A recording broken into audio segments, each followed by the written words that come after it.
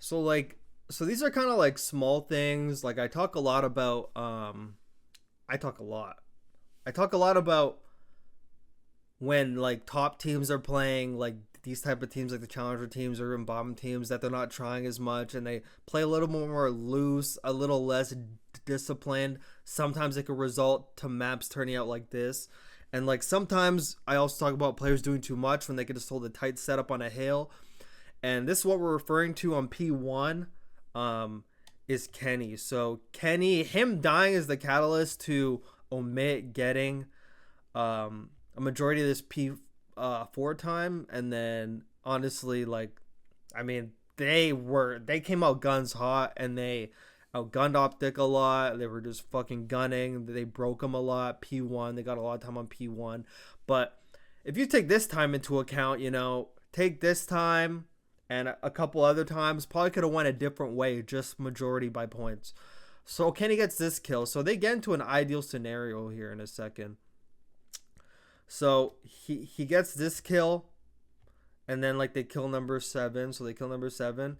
So right now they got 4 up on P4. Like right now it's like an ideal situation.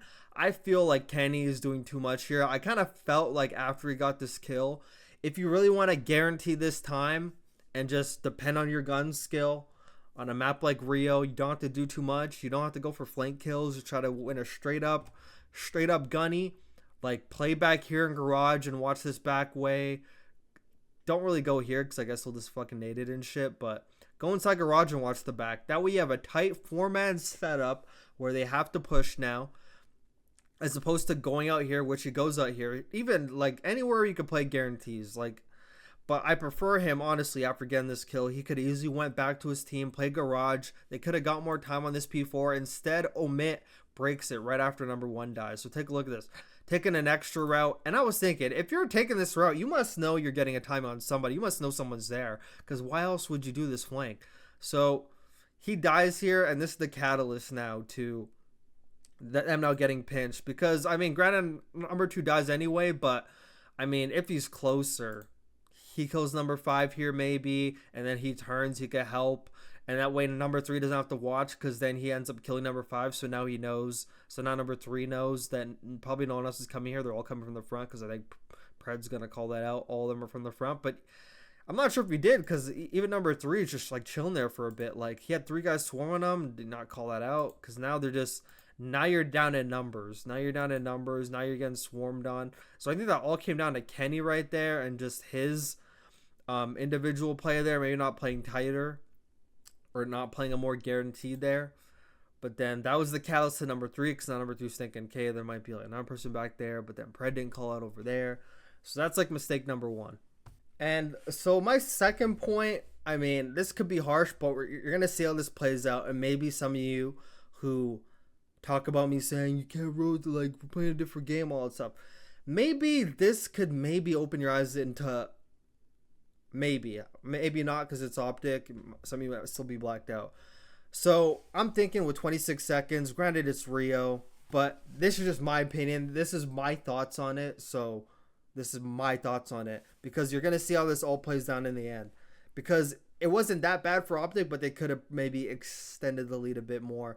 So originally I was wondering why number 4 and number 2 didn't just rotate or at least fucking one of them. Like, start getting P2 spawns. But then I just saw him hitting P1 from the front. So I'm assuming that they had the idea that we're just going to allow them to have the back spawns and we're just going to hold it from these side spawns. And then we'll have a P3, P2, P3 chain easy. So I was just thinking that they thought we're playing a team that's a lot weaker than us. So we're just going to like do it this way. We're just going to try to trap them in the back. And like play from this side, and then when like they just fucking get us down, maybe after 30 seconds, we just have an easy P3 rotate. So that's what I was thinking they're doing. But then you see like the times of this. So nor number 2 or number 4 goes on that street side. So you're gonna see how this plays out. Cause even just take a look at the points. Cause even they had the right idea because they were in the hill and they stopped OMiT from getting majority of the time. But look at the times and like just take a look at the points. So this is why I'm wondering why it just wouldn't have been better just to get P2 spawns and just hold P2 from the backside and get majority time.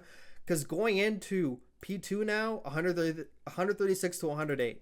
So OpTic still plays this good because even though OMiT have spawns, like they actually break them and they're actually able to hold from the front. But take a look at the points from the end of the hill.